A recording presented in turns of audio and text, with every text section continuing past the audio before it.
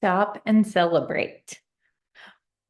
Why do I say this? Because it's probably one of the things that most of the leaders I know do not do well. Um, Most leaders are so great at moving on to the next thing. They accomplish something and they already have that idea to do whatever's next on their list or to bring about that next new idea, right? And so it's like, great, I'm there, now move on to the next. And they don't stop and pause and realize what they've accomplished. The problem with this is twofold. One, it almost always feels overwhelming because you're always working towards something and never getting anywhere. And so it's really hard to feel successful when you're always working to the next thing and you don't realize that you've actually accomplished a lot.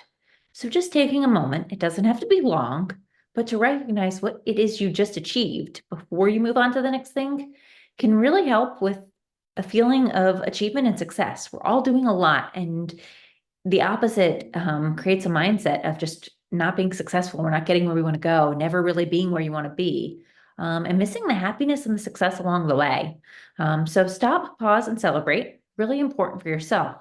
The second reason it's really important that is often overlooked is if we have the personality to tend to do that, often we aren't stopping and celebrating the success as a team. And as leaders, that's really detrimental to our team members. If our head is already off on the next project, our team doesn't even realize the success of what they've accomplished, or they feel like they are not good enough because they didn't get recognized for the part that they had already done.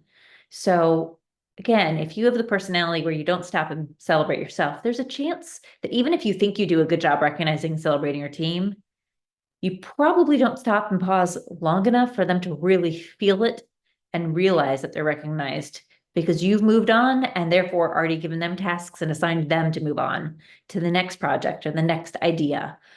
So stop, pause, and celebrate. It's good for you and it's good for your team.